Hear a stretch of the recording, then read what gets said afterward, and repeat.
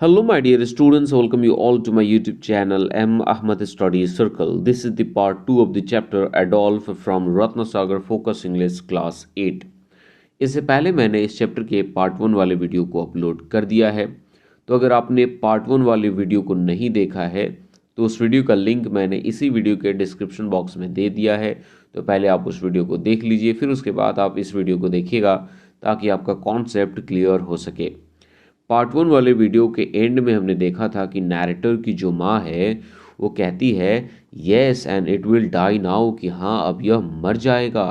And then there will be another outcry, और फिर उसके बाद तुम सब ज़ोर ज़ोर से चीखोगे, चिल्लाओगे, रोने लगोगे। आवर हार्ट्स सैंक, और माँ की ये बात सुनकर हमारा दिल जैसे मानो बैठ सा गया था। नैरेटर कहता है it won't die father will it, पिताजी आप मुझे बताएं कि यह नहीं मरेगा, ये नहीं मरेगा ना। वाई विल इट, और यह क्यों मरेगा। इट वोंट, यह नहीं मरेगा।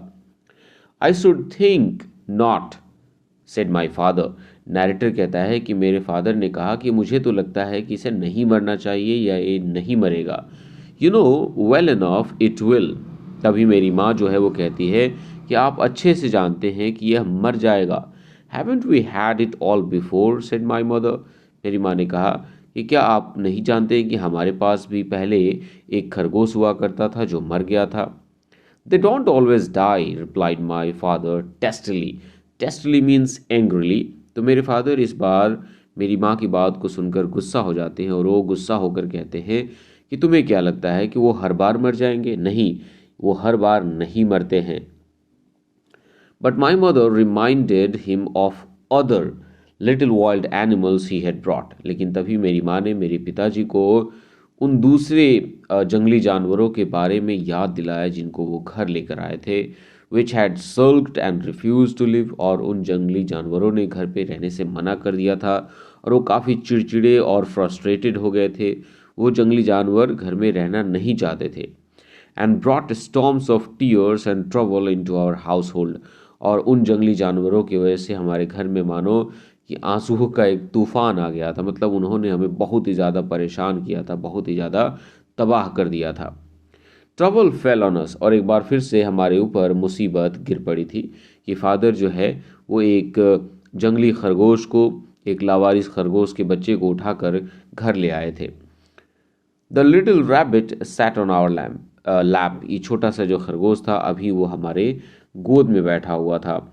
अनमूविंग, बिल्कुल भी हिल डुल नहीं रहा था। It's eyes wide and dark, और इसकी जो बड़ी बड़ी आँखें हैं वो बड़ी बड़ी आँखें जो हैं, काली काली आँखें जो हैं वो खुली हुई हैं। We brought it warm milk, हमने इसके लिए गर्म दूध लाया, हम लोगों ने इसके लिए गर्म दूध लेकर आए। And held it to its nose, और उस दूध को उसके नाक के पास रख दिया। It sat as still as if it was far away, retreated down some deep burrow, hidden, oblivious. और ये इतना शांत, इतना खामोश बैठा हुआ था जैसे कि मानो ये अपने बिल में घुस गया हो, अंदर जाकर छिप गया हो काफ़ी दूर, काफ़ी गहराई में, और हम सब से अनजान हो, बेखबर हो। ऑब्लिवियस का मतलब होता है अनजान होना, बेखबर होना। तो जो भी हम उस रैबिट के लिए कर रहे थे उस रैबिट को पता नहीं चल रहा था। ये ऐसा मानो कि वो रिएक्ट ही नहीं कर रहा था, वो अधमरा सा हो गया था, वो मूव ही नहीं कर रहा था, वो हिलडुल नहीं पा रहा था। We wetted its mouth and whiskers with drops of milk, हमने दूध की बूंदों से इस खरगोश के मुंह को और उसके मूँछों को, उसके विस्कर्स को भिगोया। इट गिव नो साइन, लेकिन फिर भी इसने जिंदा होने का कोई भी सबूत, कोई भी संकेत नहीं दिया। उसने अपनी बॉडी को शेक नहीं किया। Did not even shake off the wet white drops, यहाँ तक कि उसके मूँछों पे जो दूध की सफ़ेद बूंदें लगी हुई थी उसको भी वो हिलाकर झटक कर नहीं गिरा पाया। Somebody began to shed a few secret tears, और इस बात को लेकर हम में से कोई चुपचाप रोने भी लगा था कि बेचारा ये खरगोश जो है, जो रैबिट है, वो मर चुका है। व्हाट डिड आई से क्राइड माई मदर, तभी मेरी माँ कहती है कि मैंने क्या कहा था कि ये मर जाएगा। Take it and put it down the field, इसे ले जाओ और खेत में फेंक दो या खेत में डाल दो। हर कमांड वॉज इन वेन, लेकिन मेरी माँ ने जो ऑर्डर दिया था, जो कमांड दिया था, उसका कोई फ़ायदा नहीं हुआ, वो व्यर्थ चला गया। We were driven to get dressed for school, क्योंकि हमें स्कूल जाना था इसलिए हम लोग स्कूल ड्रेस पहनने के लिए वहाँ से चले गए। The there sat the rabbit, और रैबिट जो था वो वहीं पे पड़ा रहा, वहीं पे बैठा रहा। It was like a tiny obscure cloud, और जिस तरह से वो खरगोश वहाँ पर बैठा हुआ था वो एक धुंधले से सफ़ेद बादल की तरह, छोटे से बादल की तरह दिख रहा था। Watching it the emotions died out of our breast, इसे देखकर हमारे हमारे सीने से इमोशंस जो थे वो मर गए थे, जैसे कि मानो कि हम लोग उसके लिए अब कुछ भी फील नहीं कर पा रहे थे, क्योंकि वो मूव ही नहीं कर रहा था। यूजलेस टू लव इट, अब उसे प्यार करना बेकार था, व्यर्थ था। टू यर्न ओवर इट, उसके बारे में सोचना या उसके बारे में सोचकर तरसना या तड़पना, ये पूरी तरह से अब बेकार हो गया था। Its little feelings were all ambushed, और इसके लिए जो भी छोटे छोटे एहसास थे, जो भी छोटी छोटी फीलिंग्स थी, वो भी कहीं अब छिप सी गई थी। अ लिटिल वाइल्ड थिंग, एक छोटा सा बेचारा सा जंगली जानवर, इट बिकेम मोर म्यूट, अब ये और ज़्यादा शांत और ज़्यादा खामोश हो गया था। And asphyxiated in its own arrest when we approached it with love, और जब भी कभी हम लोग प्यार से इसके पास जाते थे, ऐसा लग रहा था जैसे कि मानो ये सांस नहीं ले पा रहा हो, और सांस लेने में इसे घुटन जैसा लग रहा हो, इसका दम घुटने लगता था। तो जब कभी भी हम इसके पास जाते थे इसे और ज़्यादा परेशानी और समस्या होती थी। We must not love it, अब हमें इसे प्यार नहीं करना चाहिए। वी मस्ट सर्कमवेंट इट, और हमें इसे अब अकेला छोड़ देना चाहिए, हमें इसे डिस्टर्ब नहीं करना चाहिए। फॉर इट्स ऑन एग्जिस्टेंस, ताकि हो सके अगर कोई चांस हो तो ये एग्जिस्ट कर पाए, ये ज़िंदा रह पाए। कहने का मतलब यहाँ पर हमारा नैरेटर कहता है कि हो सकता है कि हम इसके पास जाएं और इसे कहीं चोट पहुंच जाए तो उसके लिए बिल्कुल भी ठीक नहीं होगा। So I pass the order to my sister and my mother, इसलिए मैंने अपनी बहन के लिए और अपनी माँ के लिए एक आदेश जारी किया। The rabbit was not to be spoken to, और वो ऑर्डर क्या था कि इस खरगोश से कोई भी बात नहीं करेगा, नॉर इवन लुक्ड एट, और ना ही इसे कोई देखेगा। Wrapping it in a piece of flannel, flannel जो होता है वो फलालैन का एक कपड़ा होता है, तो उस खरगोश को नैरेटर ने एक फलालैन के कपड़े में लपेट दिया। I put it in a corner of the cold parlour, और जो वेटिंग रूम होता है, पार्लर का मतलब वेटिंग रूम, तो जो वेटिंग रूम होता है वो किसी वेटिंग रूम के किसी एक ठंडे से कोने में मैंने उस खरगोश को रख दिया। And put a saucer of milk before its nose, और उसके नाक के सामने दूध की एक तस्तरी, दूध की एक कटोरी मैंने वहाँ पर रख दी। My mother was forbidden to enter the parlour while we were at school, और जब तक हम लोग स्कूल में थे हमने माँ को पार्लर में जाने से मना कर दिया था। As if I should take any notice of your nonsense, she cried affronted, और जब मैंने माँ को मना किया कि आप पार्लर में नहीं जाएंगी जब तक मैं स्कूल से नहीं आ जाता, तो इस बात को लेकर माँ काफ़ी गुस्सा हो गई, और वो गुस्सा होकर कहती, हाँ हाँ, जैसे तुम्हारे बकवास पर मैं ध्यान दूंगी। Yet I doubt if she ventured into that parlour, हमारा नैरेटर कहता है फिर भी मुझे शक है कि वो पार्लर में गई थी या नहीं गई थी। At midday after school, school के बाद दोपहर में, creeping into the front room, जब वे लोग स्कूल से वापस आ रहे थे और सामने वाले रूम में जा रहे थे, there we saw the rabbit still and unmoving in the piece of flannel, तो फिर हमने देखा कि वो जो खरगोश है वो वहीं पर शांत खामोश बिना हिले डुले पड़ा हुआ है अपने फलालैन के कपड़े में लिपटे हुए। Strange grey brown neutralisation of life still living, और वहाँ पर वो खरगोश पड़ा हुआ था जो ग्रे और हल्के से ब्राउन कलर का था, उसमें ज़रा सा भी जान नज़र नहीं आ रहा था, लेकिन फिर भी वो जिंदा था, वो अभी भी सांसें ले रहा था। इट वॉज अ सोर प्रॉब्लम टू अस, और ये हमारे लिए एक बहुत बड़ी समस्या थी। Why won't it drink its milk mother, we whispered, our father was asleep, अब क्योंकि वहाँ पर हमारे पिता सो रहे थे तो हम लोग फुसफुसा कर हल्की और दबी आवाज़ में अपनी माँ से पूछ रहे थे कि माँ, ये अपना दूध क्यों नहीं पीता। It prefers to sulk its life away, silly little thing, माँ कहती है ऐसा लगता है कि ये छोटा सा जानवर अपनी जान गंवाना चाहता है, ये मरना चाहता है। अ प्रोफाउंड प्रॉब्लम, और अगर ऐसा है तो ये बहुत बड़ी समस्या है, हम लोग इस खरगोश को, इस रैबिट को नहीं बचा पाएंगे। Prefers to sulk its life away, मतलब अपनी जान देना या अपनी जान देने की चाहत रखना, ये बहुत बड़ी समस्या है। We put young dandelion leaves to its nose, और हमने उसको मूव करने के लिए, उसे हिलाने डुलाने के लिए डैंडलियन का जो पत्ता होता है, जो लीफ होता है, उसके हमने नाक में डाला। बट इट रिमेन्ड ऑब्लिवियस, लेकिन इससे भी कोई फ़र्क नहीं पड़ा। अक्सर ऐसा होता है कि जब हम लोग किसी चीज़ से किसी के नाक या कान को सहलाते हैं तो लोग जो है वो उछल पड़ते हैं या लोगों को गुदगुदी होती है, बट इसके साथ ऐसा कुछ भी नहीं होता है। At T time however it had hopped a few inches, लेकिन कमाल कब हो गया? टी टाइम मतलब चाय पीने के समय शाम को ये जो है वो फुदक करके कुछ इंच जो है वो आगे बढ़ता है, आउट ऑफ इट्स फ्लैनल, अपने फ्लैलन के कपड़े से भी बाहर आ जाता है। And that it sat again, थोड़ा सा दूर आगे बढ़कर फिर से पहले जैसे ही बैठ जाता है। अनकवर्ड, इस बार वो बिल्कुल ढका हुआ नहीं था। A little solid cloud of muteness, ऐसा लग रहा था कि एक छोटा सा शांत सा ठोस बादल का टुकड़ा कहीं पर पड़ा हुआ हो, ब्राउन कलर का, जो कि बिल्कुल भी मूव नहीं कर रहा था, अपने विस्कर्स, अपने मूँछों को भी हिला नहीं रहा था। Only its side palpitated slightly with life, और जब कभी भी वो सांसें लेता था और सांसें छोड़ता था तो उसके जो साइड्स थे वो पैल्पिटेट कर रहे थे, वो ऊपर नीचे हो रहे थे। जब हम लोग सांसें लेते हैं तो हमारे लंग्स में जब हवा भरता है तो हमारी बॉडी जो है वो स्वेल कर जाती है। जब हम सांसों को छोड़ते हैं तो हमारे लंग्स से जब हवा बाहर निकलती है तो फिर हमारी बॉडी श्रिंक कर जाती है। डार्कनेस केम, तभी क्या हुआ? अंधेरा हो गया। My father set off to work, मेरे पिताजी काम के लिए निकल पड़े, जस्ट बिकॉज उनकी नाइट ड्यूटी थी, नाइट शिफ्ट थी। The rabbit was still unmoving, ये खरगोश जो था वो अभी भी हिलडुल नहीं पा रहा था। A quiet feeling of despair was coming over the sisters, और मेरी जो बहनें थी इस बात को लेकर काफ़ी उदास हो रही थी, काफ़ी परेशान हो रही थी। A threat of tears before bed time, और हमें ऐसा लग रहा था कि सोने जाने से पहले ये मर जाएगा और हम सब रोने लगेंगे।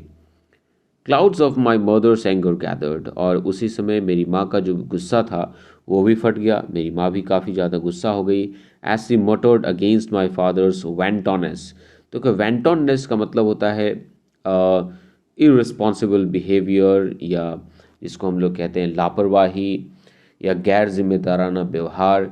तो मेरी माँ जो थी वो फादर के वेंटोनेस मतलब उनके गैर जिम्मेदाराना व्यवहार के ऊपर बकबका रही थी, मटर कर रही थी, बड़बड़ा रही थी, मतलब भला बुरा कह रही थी।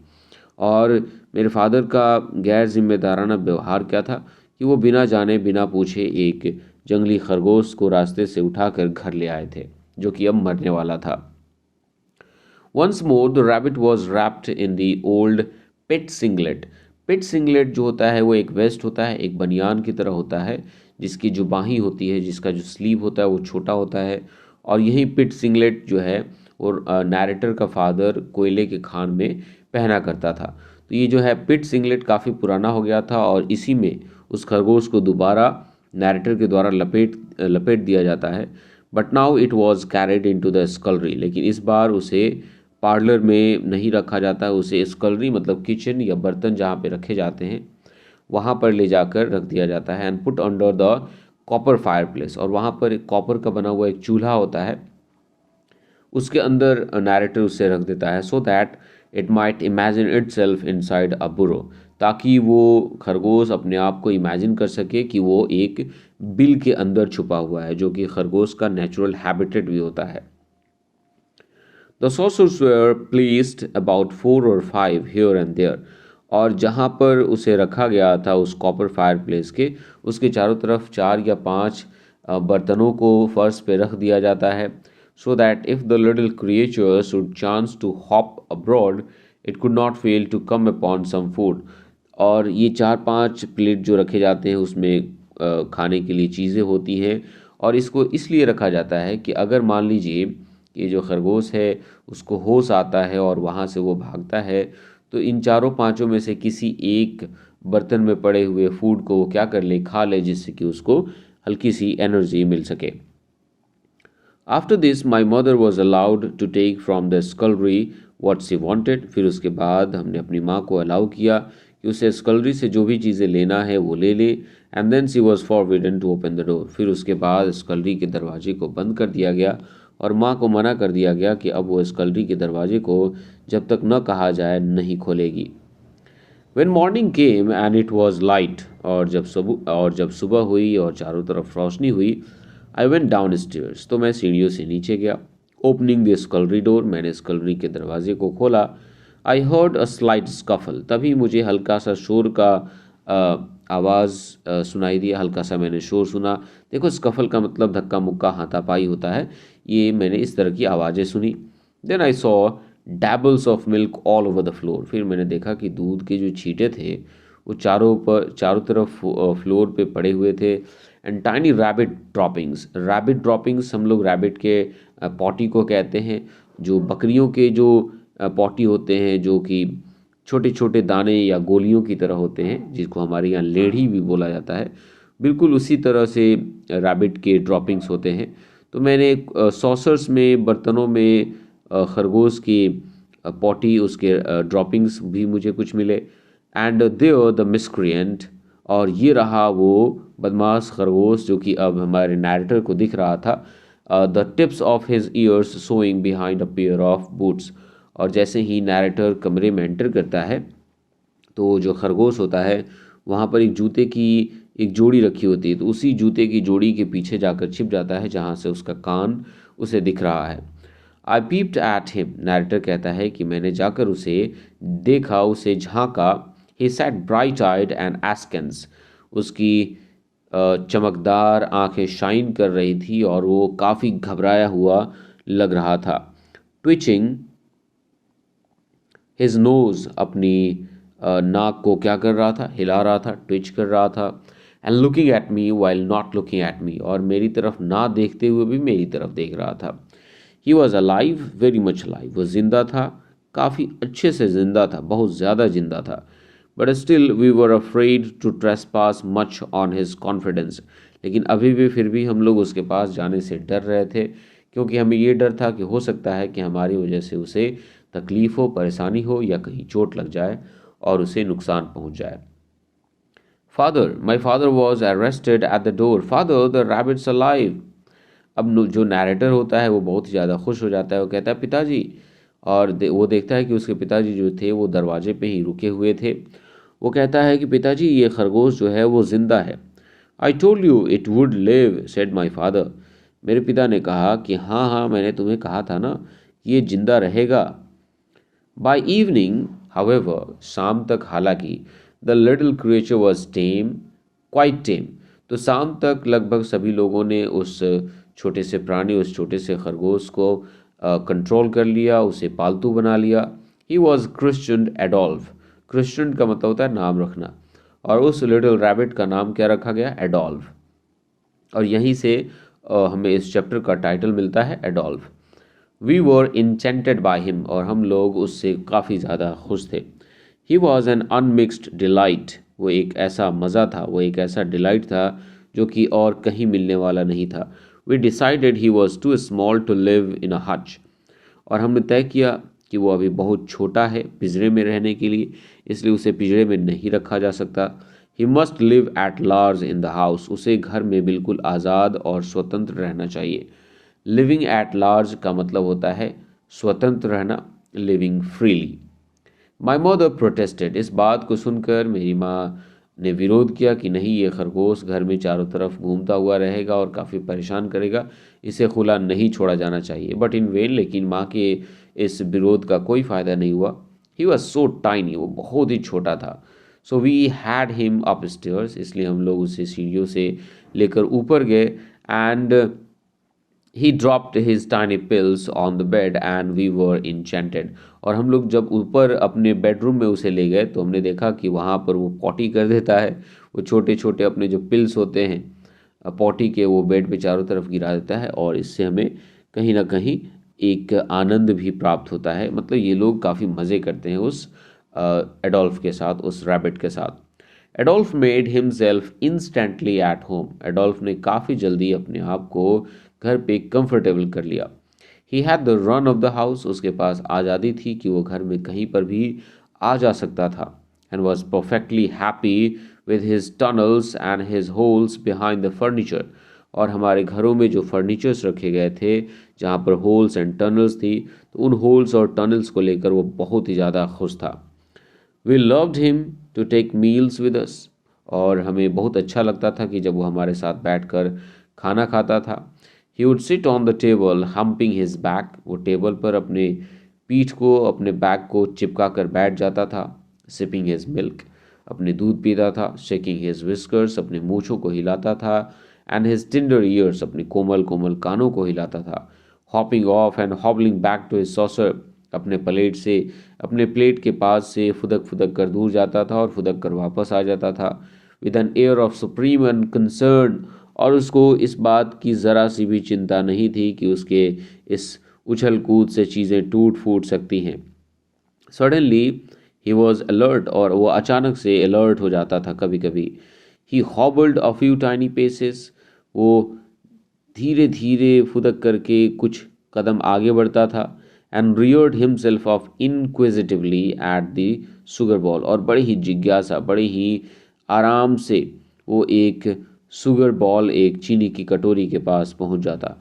ही फ्लटर्ड हिज टाइनी फोर पॉ, वो अपने आगे के पंजों को फड़फड़ाता, जो कि काफ़ी छोटे छोटे थे, तो अपने आगे के छोटे छोटे पंजों को फड़फड़ाता था। And then reached and let them on the edge of the ball, और फिर वो धीरे धीरे से जाकर उस चीनी की कटोरी के पास पहुंच जाता था और अपने पंजों को उसके एज पे, उसके किनारे पे रख देता था। Whilst he craned his thin neck and peeped in, फिर उसके बाद वो अपने पतले से गर्दन को ऊपर उठाता था और चीनी की कटोरी में झांकता था। He trembled his whiskers at the sugar, चीनी की कटोरी के पास वो अपने मूँछों को हिलाता था। Then did his best to lift down a lump, और फिर वो अपनी पूरी कोशिश करता था कि वो चीनी के टुकड़ों को उठा सके। Do you think I will have it animals in the sugar bowl, cried my mother with rap of her hand on the table. अब जैसे ही माँ ने देखा कि एडोल्फ जो है वो चीनी की कटोरी तक पहुंच गया है और वहाँ से चीनी निकाल रहा है, तो वो बहुत ही ज़्यादा गुस्सा हो जाती हैं और टेबल पे अपने हाथ को ज़ोर से पटकती है और मारते हुए कहती है, अरे तुम्हें क्या लगता है कि मैं वो खाऊंगी? तुम लोगों को क्या लगता है कि मैं उस चीनी को खाऊंगी जिस चीनी में कोई जानवर चला गया हो?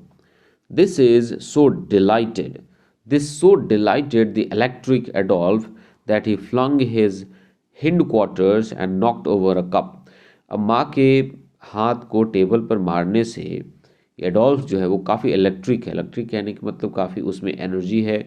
वो इतना डिलाइटेड फील करता है, उसे इतना ज़्यादा मज़ा आता है कि वो अपने पीछे के पंजों को इस तरह से फड़फड़ाता है कि वहाँ पर एक कप रखा गया होता है, वो कप को गिरा देता है और वो कप फूट कर चकनाचूर हो जाता है।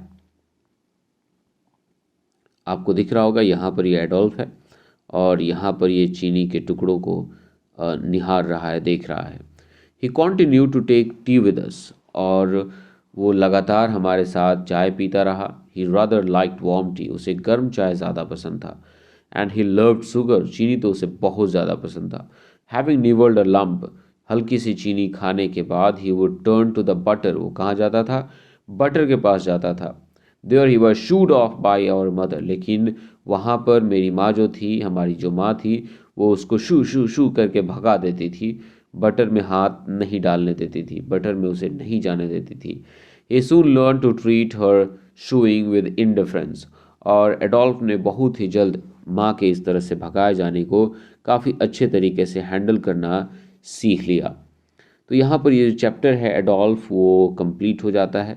इस चैप्टर का एक्सप्लेनेशन कैसा लगा आप लोग मुझे नीचे कमेंट सेक्शन में ज़रूर बताएंगे।